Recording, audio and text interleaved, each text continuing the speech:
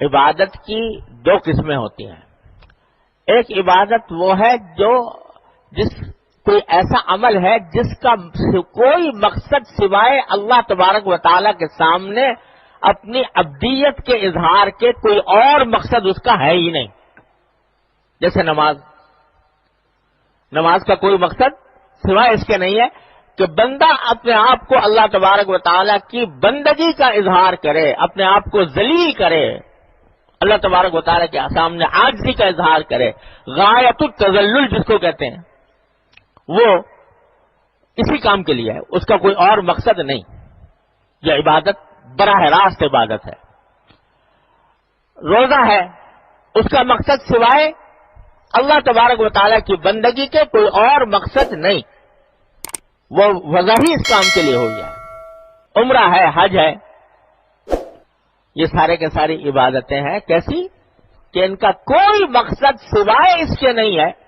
کہ اپنے آپ کو اللہ تبارک و تعالیٰ کے سامنے بندہ بنا کر اپنی عاجزی کا، غایت تذلل کا اظہار کیا جائے، اس کے سوا کوئی اور اس کا مقصد نہیں. یہ ہے اصل عبادت. اور اس کو کہنا چاہیے کہ اصلی حقیقی معنی میں عبادت ہے، اصل عبادت ہے، براہ راست عبادت ہے. تو اصل بات تو یہ تھی کہ جب بندگی کے لیے پیدا کیا اللہ تبارک و تعالیٰ کو، تو سارا صبح سے لے کے شام تک آدمی اسی قسم کی افعال میں مشغول رہے، سجدے میں پڑا رہے، اللہ تبارک و تعالیٰ کے سامنے عاجزی کا اظہار کرے، نمازیں پڑھے، تسبیح کرے، ذکر کرے، تلاوت کرے اور کوئی کام نہ کرے. لیکن اللہ تبارک و تعالیٰ نے فرمایا کہ نہیں، اس عبادت کے ساتھ ہم نے جو تمہاری ضروریات ہیں نا، تمہاری حاجات، اس کو بھی اگر تم صحیح نیت کے ساتھ اور سنت کے مطابق شریعت کے دائرے میں کرو گے تو ہم اس کو بھی تمہارے لیے عبادت لکھ دیں گے. مثلا بھوک لگی ہے، کھانا کھاؤ گے تو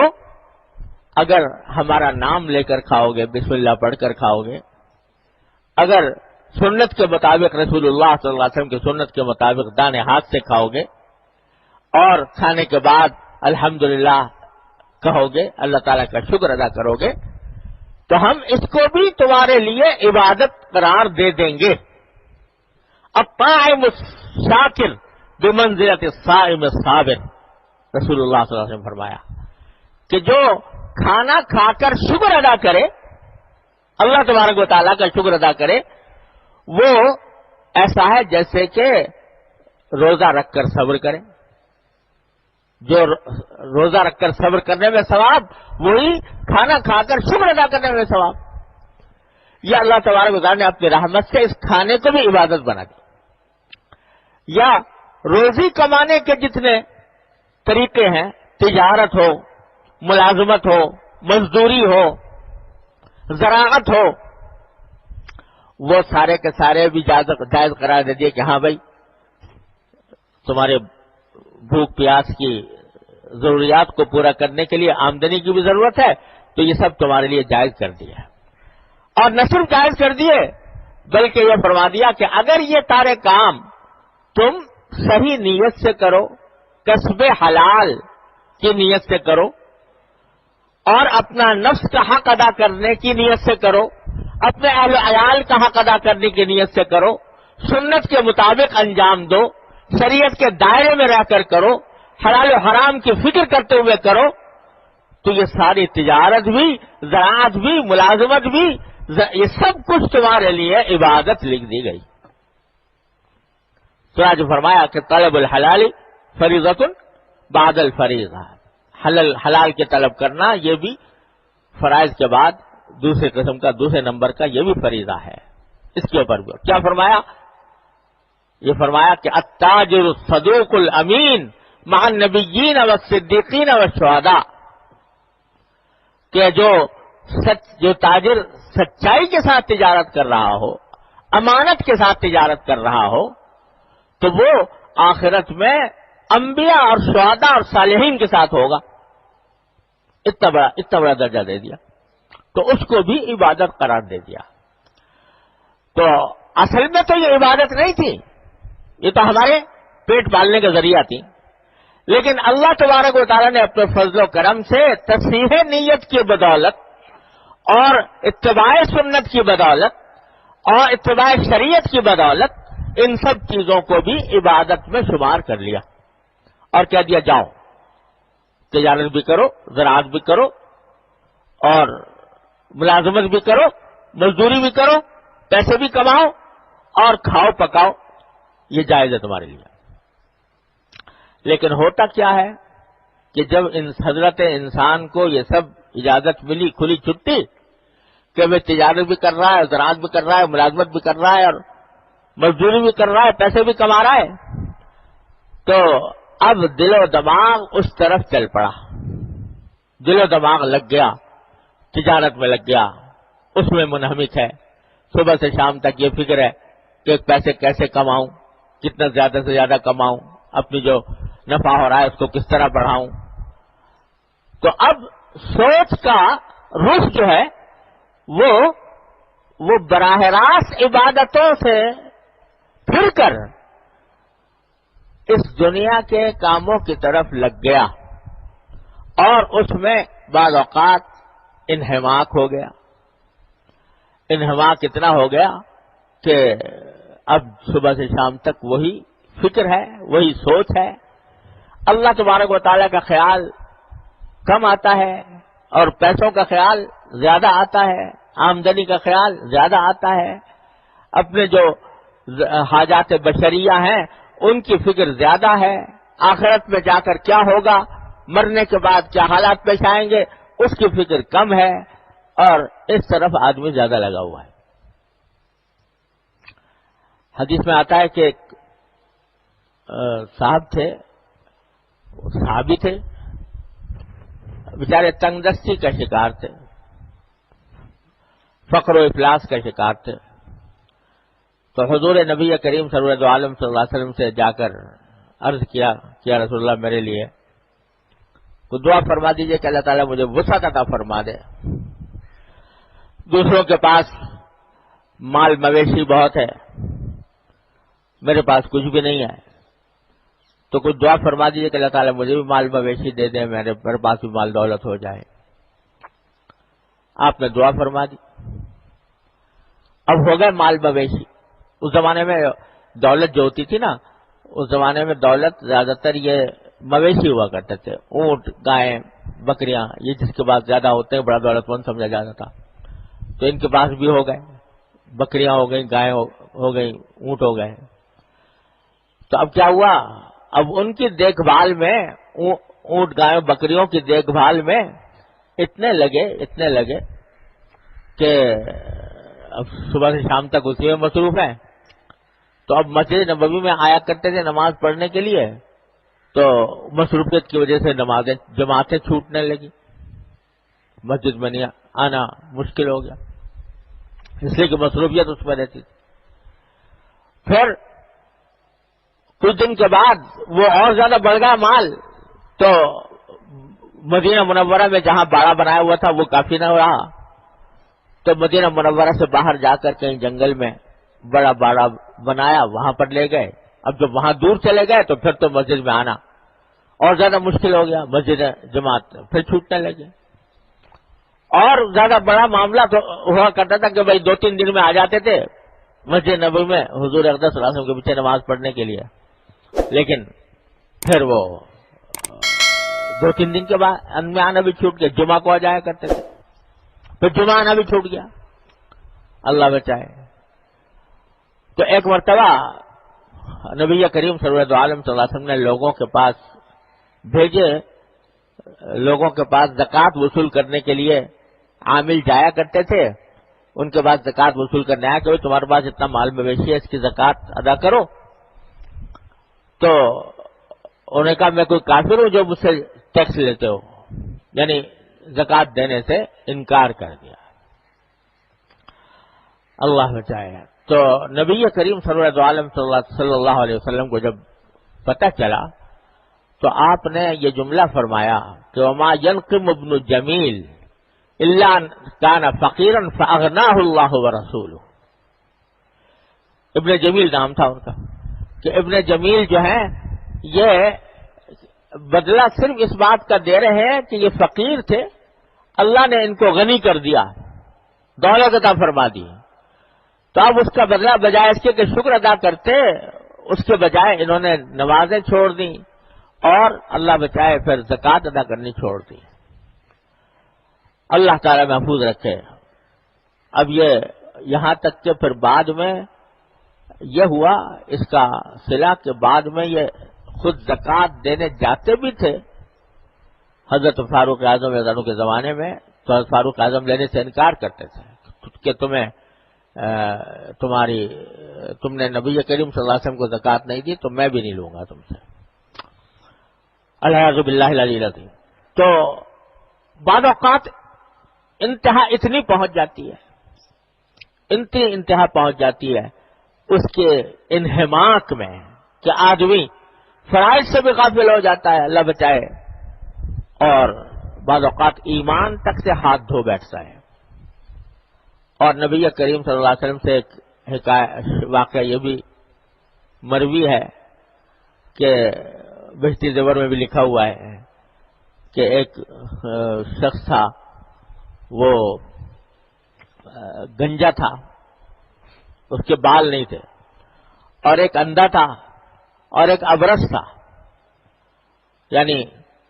اس کو کوڑ کا مرض تھا۔ تو اللہ تبارک و تعالی نے ان کو آزمانے کے لیے فرشتے بھیجے۔ ایک فرشتہ بھیجا، فرشتہ بھیج کر اس سے ابرص سے کہا کہ بھائی یہ بتاؤ کہ تمہیں ساری دنیا میں کیا چیز زیادہ پسند ہے، کیا چیز محبوب ہے؟ تو کوڑی نے کہا کہ مجھے سب سے زیادہ پسند یہ ہے کہ کھال اچھی ہو جائے، انسان کی کھال ہو، اچھی کھال ہو، اچھا رنگ ہو، کیونکہ اس کوڑ کی وجہ سے لوگ مجھ سے گھن کرتے ہیں،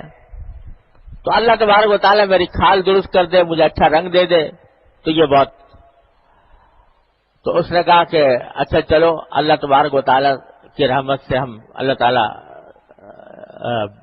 کے حکم سے میں تمہیں ہاتھ پھیرتا ہوں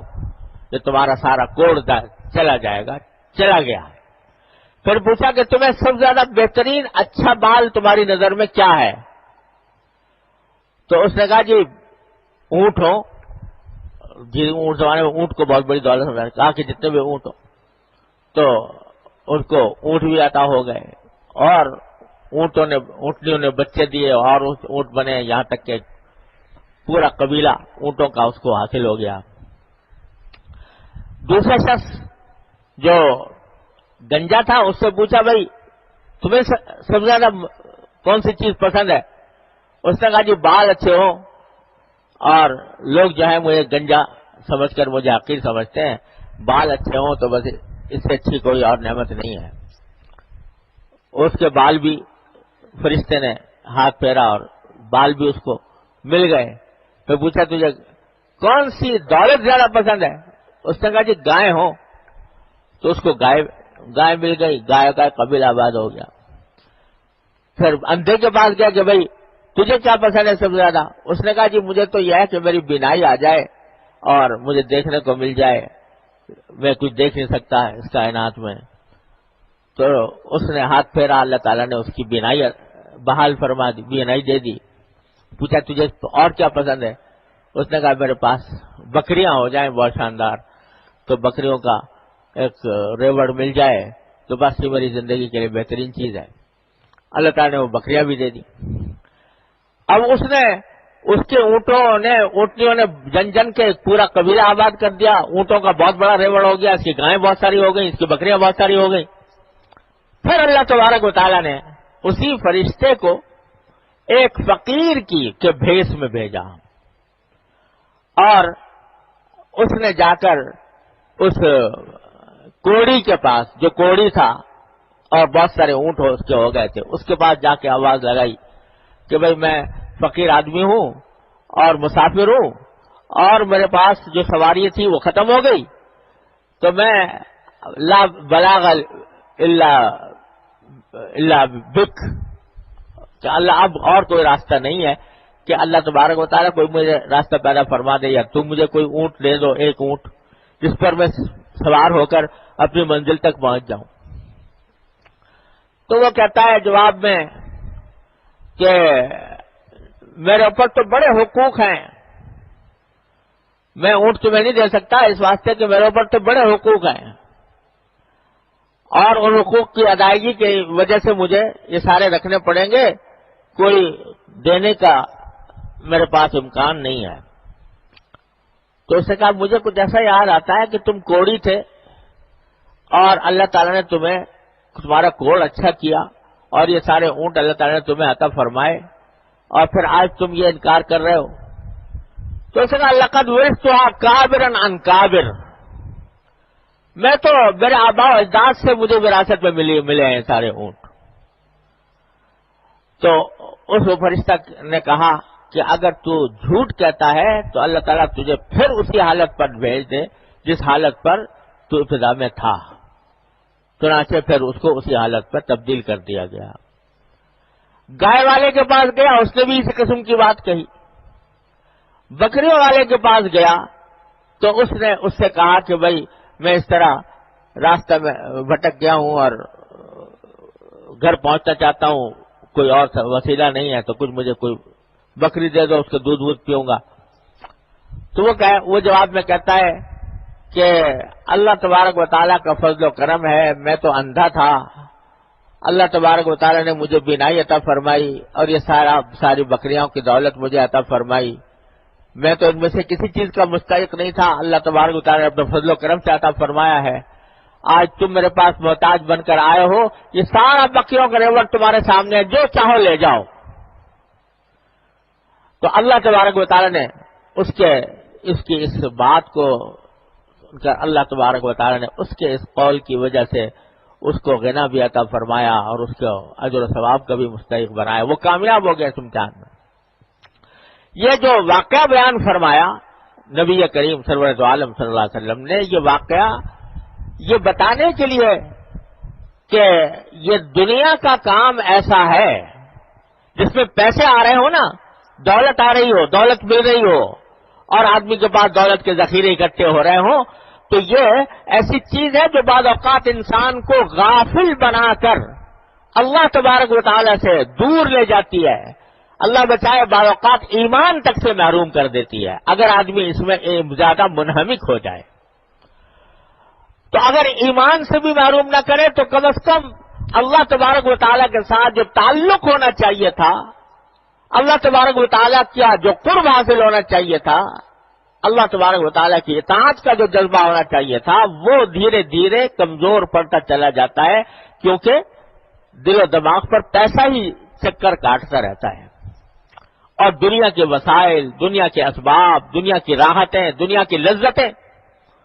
اسی میں انسان منہمک ہو جاتا ہے۔ اسی لیے نبی کریم سرورت عالم صلی اللہ علیہ وسلم یہ دعا مانگی ہے اور یہ ہم سب کو مانگنی چاہیے۔ اللہ تعالی ہم سب کے حق میں قبول فرما لے کہ اللہم لا تجعل الدنیا اکبر ہمنا ولا مبلغ علمنا ولا غایت رغبتنا۔ قربان جائے نبی کریم صلی اللہ علیہ وسلم کے ایک ایک لفظ کے اوپر کہ اللہم لا تجعل الدنیا اکبر ہمنا، اے اللہ دنیا کو ہمارا سب سے بڑی فکر ہماری دنیا کو نہ بنائیے کہ سب سے بڑی فکر ہمیں دنیا کی ہو کہ کسی طرح دنیا زیادہ سے زیادہ مل جائے۔ لا تجعل دنیا اکبر ہمنا ولا مبلغ علمنا، اور اے اللہ ایسا بھی نہ ہو کہ ہمارے علم کی ساری رسائی انتہا جو ہے وہ دنیا ہی پر ہو، جو کچھ علم ہے وہ دنیا کا علم ہے اور آخرت کی کچھ فکر نہیں۔ ولا غایت رغبتنا، اور ایسا بھی نہ ہو کہ ہماری ساری رغبتوں کا مرکز، سارے شوق کا مرکز، امنگوں کا مرکز یہ دنیا ہو کر رہ جائے کہ ایسا میرا مکان ہو، ایسے میری گاڑی ہو، ایسا مجھے ایسی ایسی لذتیں حاصل ہوں،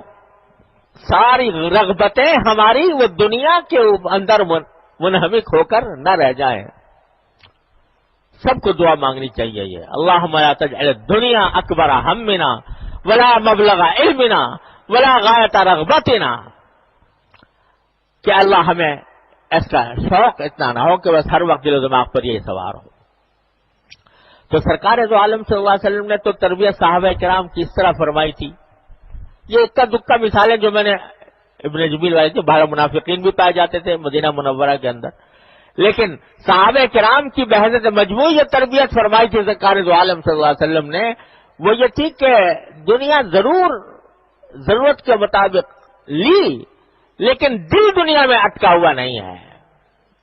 دل اللہ تبارک و تعالیٰ کی طرف متوجہ ہے، دل آخرت کی رغبتوں میں کھویا ہوا ہے۔ جیسے آج کل کسی کو